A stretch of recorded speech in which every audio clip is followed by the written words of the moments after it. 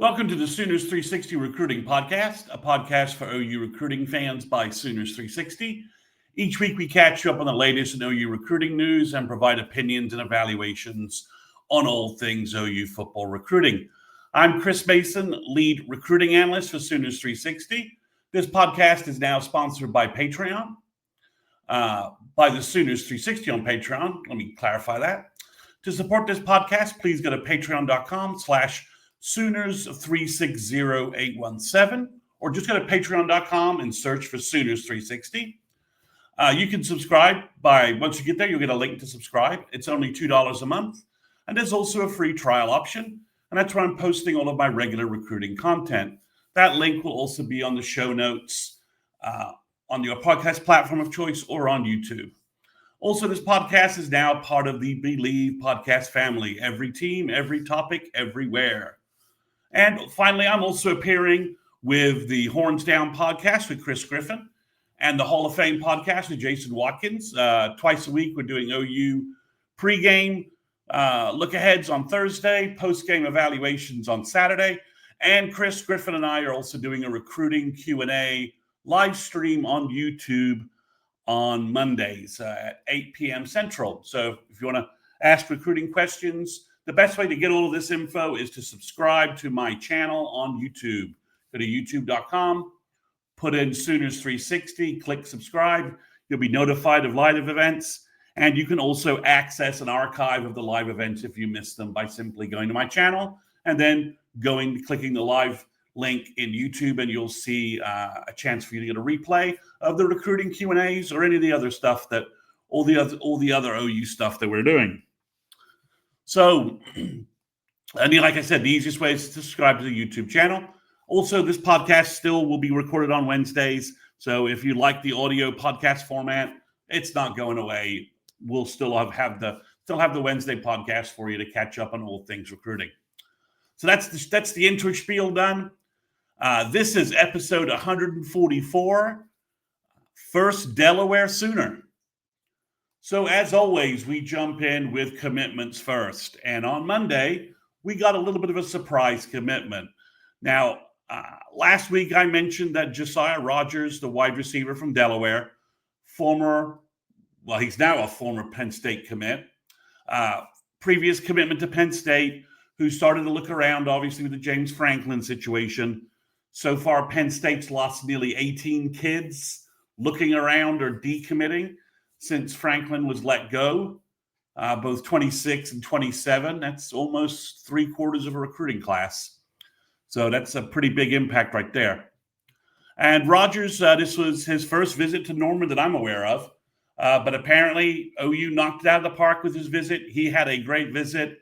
And on Monday, he verbally committed. He's no longer taking a Bama visit based upon an interview done with the On3 network / Rivals network. He also apparently won't be visiting Nebraska. But I thought OU had a better chance. I thought Bama was more of a worry than Nebraska. But he's not going to take either visit, apparently. His mid-year film has just posted. If you follow me on Twitter, you would have seen me posting that. It's very impressive in terms of his overall wide receiver skills. Like I said, the big buzz around Rogers was that he's testing timing stuff at the Penn State camp this summer were like off the charts. That he had a 4.3 laser, his shuttle, all of those agility, speed, acceleration kind of tests that they do. He just knocked it out of the park. So you worry perhaps that maybe he's more of like a track athlete and not a wide receiver. But he's in his junior film and his senior film, he's making contested catches all over the place, high level of difficulty catches. He's got really good hands, and he's a true wide receiver. He's not just the speed guy who doesn't really run routes or can't. He has a full wide receiver game on presentation in these videos. But he also is the guy that can take a short swing pass and go 50 yards, just outrun everybody. He has that kind of acceleration. He has that kind of pure high-end speed. He's ranked a 4-star recruit, somewhere in the top 200. With his film, maybe he could move up higher. The competition in Delaware is probably going to be used as a knock against him.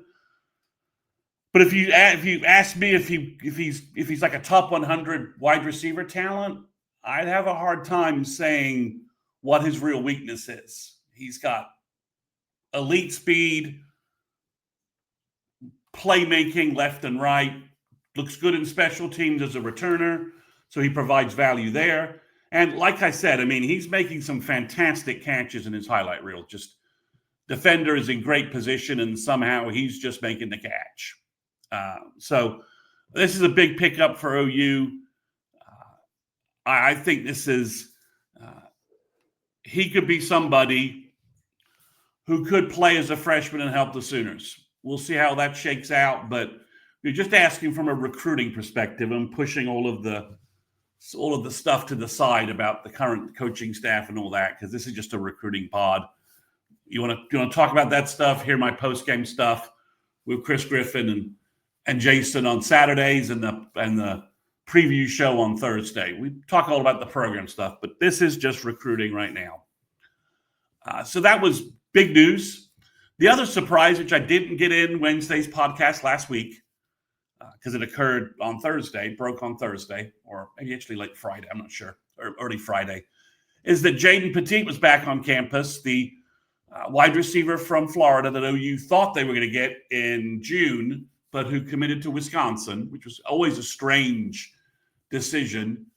And Wisconsin's having a terrible year. If you think OU's having a bad year offensively, I think Wisconsin didn't score a touchdown for like 3 games. And they only got 1 touchdown last week. So it's like 1 touchdown in like 4 games, something like that.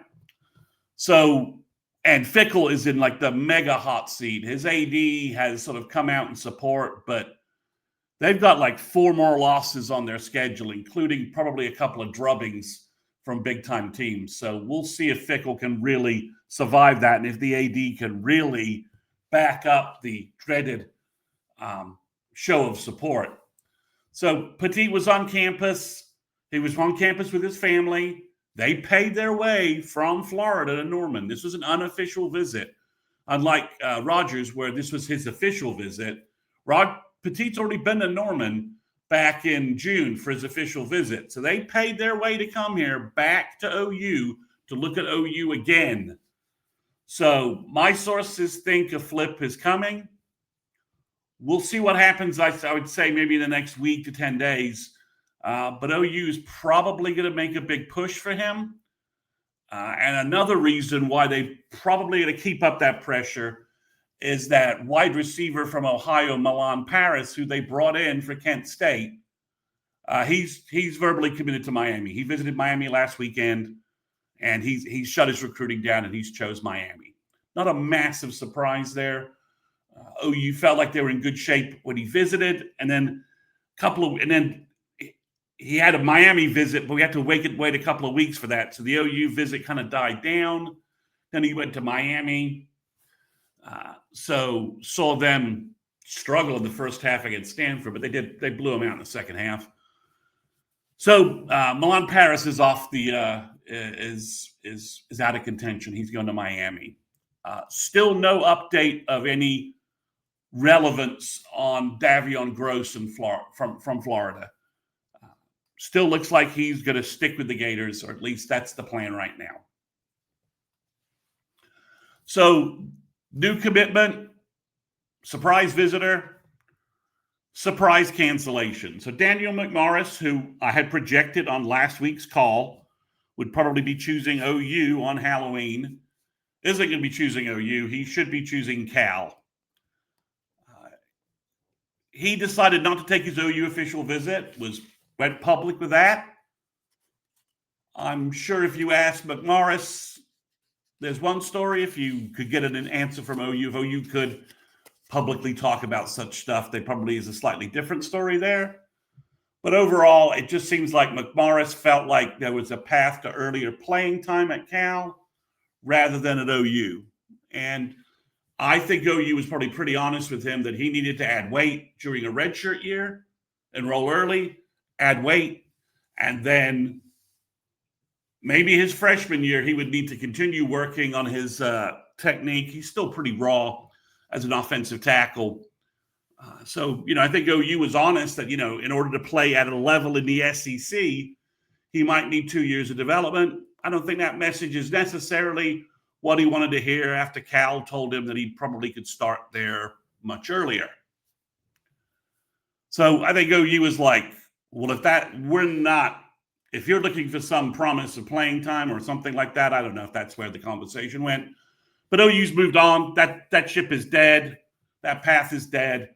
OU's moving on. And according to my sources, OU is working right now, targeting at least 3 other O-line targets that they're working to flip.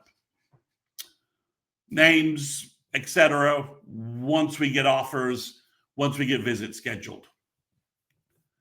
So we do have another prediction for OU for 2027.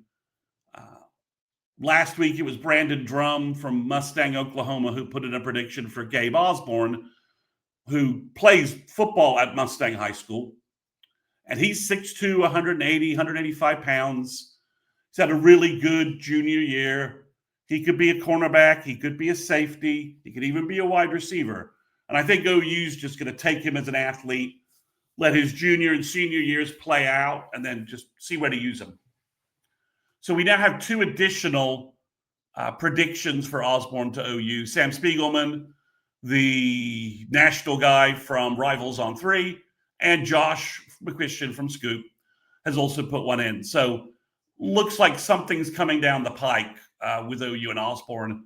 Maybe he visits for the Mizzou game, pulls the trigger then. I think that's a distinct possibility. But that's a name I think we could probably add to the 2027 class. He's a composite 4-star, top 300, and 247 has him as the number 74 player in the nation. He's got a sky-high ceiling. He could easily be a top 100, top 75 composite guy by the time he's a senior. That's how good, that's how high his ceiling is in high school. So we have another new name visitor to OU, just sort of broke in the last day or two. Josh McCuistion from Scoop was kind of the first guy to kind of mention it. It's a running back it's another Penn State verbal commitment.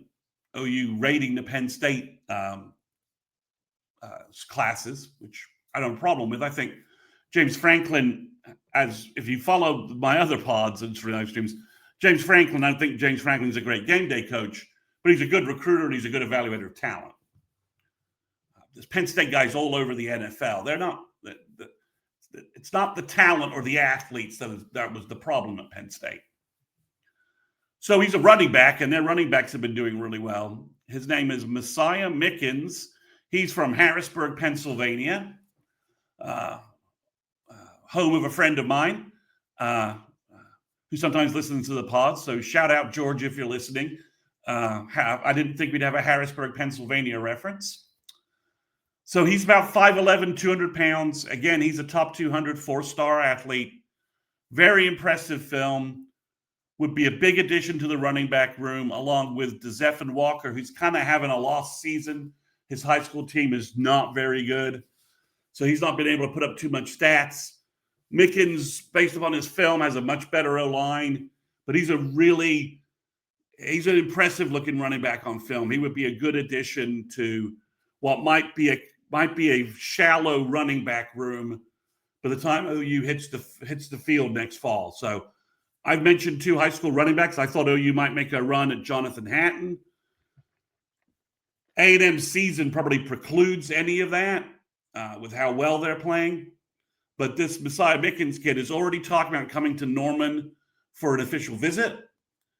He's already connecting with Josiah Rogers on social media.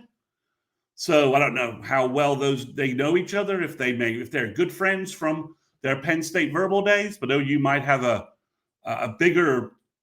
hook there that I hadn't anticipated.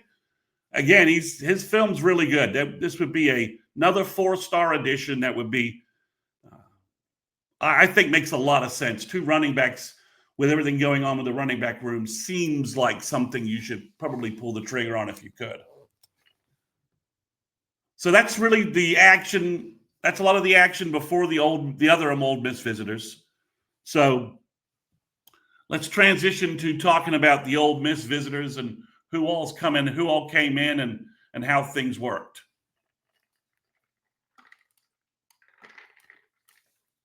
Just getting a quick drink there since I've been talking talking so much. So the first visitor to talk about is a portal tight end. His name is Josh Ford. He's from Oklahoma State. He's technically redshirting this year after Gundy got fired. He played 4 games, and then he's sitting out to redshirt. I believe that's true. As long as OSU's stats on their website are accurate, that's accurate. He's 6'6", 265. He's from Stillwater. He signed with OSU in 24. I watched that senior film. And again, he would have 3 years to play next fall. His senior film, he's a pretty good athlete. He's pretty good receiving tight end. But the thing that stands out is he's a physical blocker. One might even say he has a little bit of a vicious side. So this could make a lot of sense for the Sooners if you could pick up Josh Ford. He would have 3 years to play, give you a little room to develop Ruxer and Mix. You could get him as the blocker and maybe spend some serious portal money on a big-time tight end. No other 26 kids visited who weren't verbally committed to OU. OU had a bunch of verbal commits on campus. Bo Bentley was back, talking to the receivers. He probably met Jaden Petit on Jaden's official visit back on June 6th. So I bet Bo was working Jaden. But for 2027, OU had an interesting group of high school kids. Now, the weather, the early kickoff limited this list. It was much bigger Thursday, Friday, and then obviously the weather hit Texas. So a number of Texas kids did not come up. But they got some other kids on campus, and it's a good group from 2027. So I'm going to talk about the kids that I think OU is most in play with, and kind of go through that group. I'll talk 2028 next. They made a couple of offers, had some interesting kids on campus as well. So the first name I need to talk about is Crew Jones. He visited, confirmed, and all these guys I'm talking about are confirmed on campus, social media photos, no doubt about whether they made it in or not. So Crew Jones was at the game. He took a photo with another Utah visitor, who I'll get to in a second. He looks every bit 6'5", 230. He's a top 100 player in the nation. Had a great time at his visit, talking up Miguel Chavis, who once again is just making personal connections and relationships with big-time defensive ends. The on-the-field defensive end product has escalated greatly. Miguel's doing a very good job in recruiting as well. So I think Crew Jones will probably make a decision maybe by the end of this year. And there are already predictions from national guys, most notably Steve Wiltfong, for that to be OU. He would be a big-time addition to this class and would give OU another top 100 type player to go along with Caden Penny and Cooper Hackett, who are also listed as top 100 players. So it would be another big time addition. I don't know if they're friends, but they were certainly photographed together, hanging out together. So the level of their friendship, I don't have like those details. But Bode Sparrow is safety from Utah. That's his name, Bodie or Bode. I guess maybe it's Bodie Sparrow. He's about 6'2", 190. He has fantastic film. He's also a top 100 player. As a sophomore, he had nearly 1,000 yards receiving and 9 interceptions from the safety spot. So he is a playmaker on both sides of the ball. But as you can imagine, 9 INTs is a ridiculous number. He's making plays all over the field. He's about as perfect a safety for Brandon Hall's room as you could really imagine. So I could imagine Brandon Hall's like, no, this guy's mine. We're going to focus on safety. So if OU were to get Crew Jones, maybe that helps with Bodie Sparrow. This is his first time in Norman. I could see him coming back easily. Also visiting for the first time was Taven Epps, an outside linebacker edge player from California. In the photos I saw of him while in Norman, especially the one with him and Brent, he is easily 6'4", 220. He's got a huge frame. He's also, like I said, he's from California. He's another top 100 player. He is a UT verbal, but based upon everything he's posted in interviews that we're seeing, appears to have had a great visit to Norman. I think OU is pushing Texas here in terms of probably maybe you got to get him back for a junior day, something along those lines. His junior film, mid-year junior film, is very good. He has a unique skill set for his size. He's excellent in coverage and space. So there's a little of that Kendall Daniels kind of big frame guy in space, big wingspan causing chaos. But he's also a off the edge attacker as a pass rusher. So it's kind of a unique skill set. It's the kind of unique skill set Brent Venables' 4-3 zone blitz scheme could utilize perfectly. So this is a big time kid OU will definitely be after. I think OU's jumped in here and gotten a boost in their recruiting of him from Stacy Ford, the OU part of the analyst team who's doing a good job in California getting Cali kids to Norman. Speaking of that, 2027 running back Jackson Stokes was on campus. He's probably about 5'10", 185 pounds, home run speed in his highlight video. Definitely an all-purpose back. Could use him all over the place, do some two-back stuff. Has some sort of slot skills. Again, special teams value as well. And he has serious speed. He's like in the 600s, 3-star range right now. It doesn't add up with his offers and his film. Then we have two more cornerbacks visiting. Michael Davis, I think I say that right. Michael Davis from Arizona. He's a 4-star, 6 foot, 175 pounds. His first visit to Norman that I know of, but he's put OU in his top 6. So OU's definitely in the mix here. Cornerback recruiting is going to get really interesting very fast if another verbal commitment happens. OU already has Mikael McCrary, who I think was going to come up for the game and missed it because of the weather. But they've got Mikael McCrary. Mikael Davis is visiting. I'm pretty sure Trenton Blaylock was back on campus. Derek Johnson's brother, Darius, was on campus earlier this year. Just lots of Joshua Dobson, the big cornerback from South Carolina, has put out a list and has OU in it. So lots of cornerback names, and I'm about to give you another one. So Dylan McGee from Texas, he's about 6'1", 180, 4-star, top 200. Really good film, and he's got a 10.5 track time to back up his speed claims. So just a really good small 2027 list there. 3 top 100 players at defenders, 2 top 200 cornerbacks, and then another running back who I think is an excellent, going to be probably going to rise in the rankings. Last 2 other 2027 running back notes before I get to the 2028 kids who visited. First off, OU offered Trey Stewart out of Arkansas. When he's standing next to DeMarco Murray, he's a big back. We know DeMarco's 6 foot, 200 pounds easy. This kid's much bigger than DeMarco. Listed about 6'2", 205. I believe that.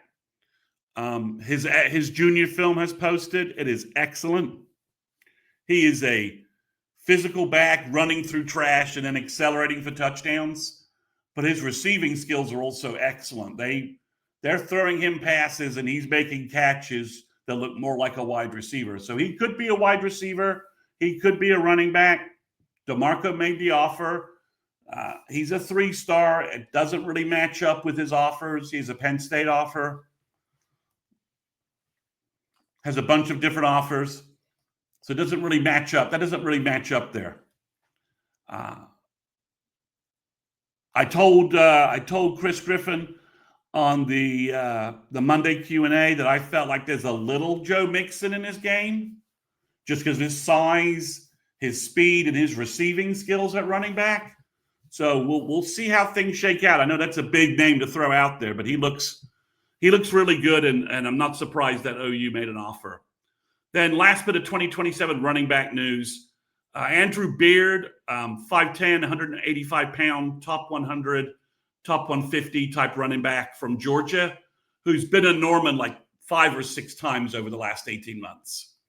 He just posted tonight that he's down to 5 schools. OU is definitely one of his leaders, along with probably UGA based upon an on-3 interview. So 2028 kids. Back to running backs again. Micah Rogers was on campus. Again, 5'10", 185 pounds, Houston area. I've talked about him several times. He's a top 40 player nationally. Definitely in the conversation for the top running back in the country for 2028. He just recently had like a 5 TD game.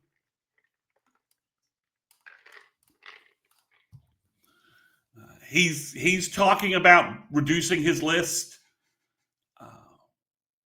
Maybe we see something approaching a commitment come the new year.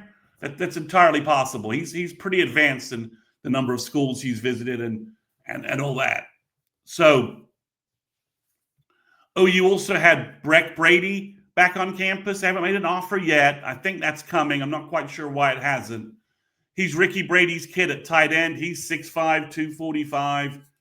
He's a dominating blocker, really good athlete. Only issue I would see is he might outgrow tight end to either defensive tackle or offensive tackle, maybe.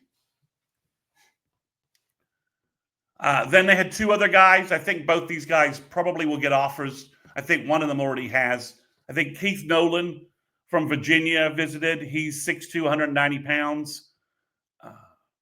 His film's really good. It's at wide receiver. So I think OU probably will make an offer there. And then they had a name I've not heard of before, Reagan Smith from Pflugerville, 6'3", 210 outside linebacker. He has some limited sophomore film that just got posted. It's really good. He has a first step and a get off to go after the quarterback. Serious pass rusher potential there. I imagine OU offers him and cultivates that relationship because he's got a big frame, big wingspan. He's only going to get bigger, and he is blindsiding some quarterbacks and has a really good get off the line. So that's 2028 for you from from the Ole Miss game. That's all the running back news. So I mentioned this on the recruiting QA, so I'll re-mention it. Someone in that QA said, how did OU get a verbal commitment from Josiah Rogers after the Ole Miss game? And I think it's a good time to mention that the weekend, and we got great feedback from all of these kids who visited 2027, especially 2028. So you got to remember the environment was awesome. The OU crowd is doing an unbelievable job at these SEC big home games with real competition against better teams. Even in a bad weather, rain, the OU fans were there all game long, making that environment impressive for recruits. So props to our OU crowd. They're showing up all season, and it's showing up in recruit comments all over the place.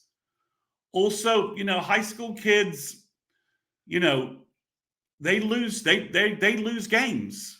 I mean, they do. If they're not every high schooler is Kyler Murray, who went like 50-0 in high school or something ridiculous like that.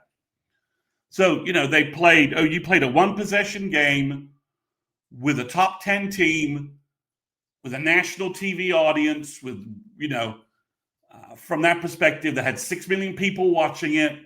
If you've seen those numbers, Stuart Mandel posted on Twitter. So from a recruit perspective, I know OU fans are frustrated with the game, but OU had a chance to tie and win that game in the fourth quarter. This wasn't the South Carolina game where, recruits probably could have left at halftime and went and grabbed some pizza somewhere, or the Tennessee game where OU just wasn't competitive and it was the second half just dragged out with OU not scoring. This was a back and forth game that OU's crowd was into. The fan environment was great, and the recruits got to watch an exciting game. I know OU didn't win, and the recruits mentioned, it's disappointing OU didn't win, but they also mentioned what a good job the coaches did with the team and how much they worked. They got to go in the locker room and see Venables talking after the loss and just how impressive the coaches were.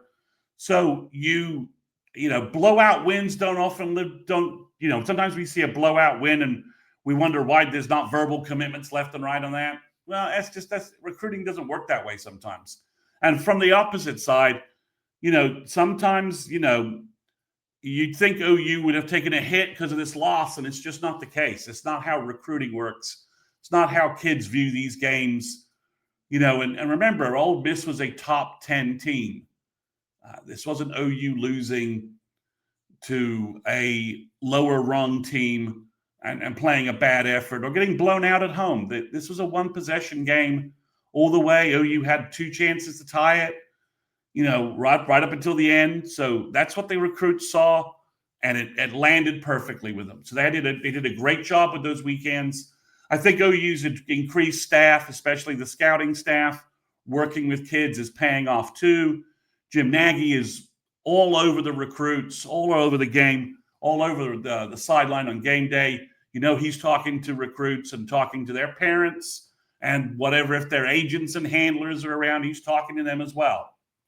So I think that's also making a big difference from the hosting perspective. All right, since we talked, Brian Kelly got fired from LSU. What does that mean about the quarterback situation? What does that mean for Peyton Houston? Now, Brian Kelly didn't just get fired. Joe Sloan, the offensive coordinator, got fired. So 2 of the figures Houston was working with are no longer there. Now, he's obviously from the state of Louisiana. They pulled some of that in-state Louisiana kind of rah-rah nonsense to win that recruiting battle in the first place. So there's a very strong chance Peyton Houston, who isn't signing until December 2026, just sits back and he doesn't have to do anything. But I can see OU making some phone calls and talking to Peyton and letting them know that, no pressure, no worries, but we're going to start making some quarterback offers. So our quarterback spot might be taken up in the next 3-4 weeks. But once we make some offers, they're committable. So we could have we may not have a quarterback spot for you in 3-4 weeks if you don't like who they hire, you don't like their offense, and you don't like where things are going. So in that name, obviously, which I've talked about previously, Dane Weber is going to visit from Missouri. I would be stunned if Peyton Houston hasn't flipped off LSU and grabbed the OU spot by the Missouri visit. I would bet OU offers Dane Weber in person. They can't really wait much longer. He's having a great sophomore season. Do I have that right? No, great junior season, sorry. Posting big-time stats, great highlights. So OU needs to move on this because it sounds like, according to Colin Kennedy over at 247, that Oregon is probably going to make an offer pretty soon as well. They're also tracking Dane Weber. So he's going from somewhat known California name. He's probably going to escalate into national QB recruit. So OU needs to get their offer in. So if I was OU, I'd tell Peyton Houston, we've got other kids coming in, and they could bring another kid, other names in as well. Dane Weber is the only one that's kind of gone public on social media about that. OU's obviously working other kids, looking at junior film as it gets posted, mid-year films going up. So I think they would be a well-timed call to Mr. Houston just to remind him, hey, you've let us know you offer. We'd love to have you, but we're also making plans to bring in other quarterbacks and have other quarterbacks come to Norman over the next couple of weeks, and we're going to make more offers. And the moment an offer goes out, someone could grab it. So we'll see how that shakes over the next couple of weeks. So that's 35 minutes of recruiting news for you. Quite a bit going on. Obviously, we got the Tennessee game, and then we got a bye week. So I'll continue to record. May have the next 2 episodes might be a little short because we've got Tennessee bye week and then Alabama. So it's a couple of weeks before we have some visitor news for Missouri. So next couple of weeks might be a little light, or we could have several verbal commitments, and we'll be talking about those, and we could have new offers and other new visitors scheduled. So you just never know. I wasn't anticipating talking about Messiah Mickens on Monday when I started to craft what we were going to talk about. So names will pop up. Let's just see what happens.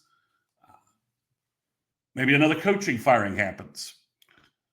Auburn being possibly the name that I would think would be the most impact, maybe on OU. Who knows? So thanks for listening. Make sure you subscribe to the podcast on your audio channel of choice, iTunes, Spotify, etc. And if you're on YouTube watching this, please make sure you subscribe to my channel on YouTube. That's how I get attention. That's how my algorithm grows. How the algorithm gets me more attention. That's how this channel grows. So one last appeal. Please visit patreon.com/Sooners360817 to subscribe for more recruiting content on Sooners 360 on Patreon. It directly supports this podcast. It keeps this podcast free. If you enjoy this podcast, want to keep listening to it, think about subscribing to me on Patreon. That's all. We'll be back next week with more recruiting news.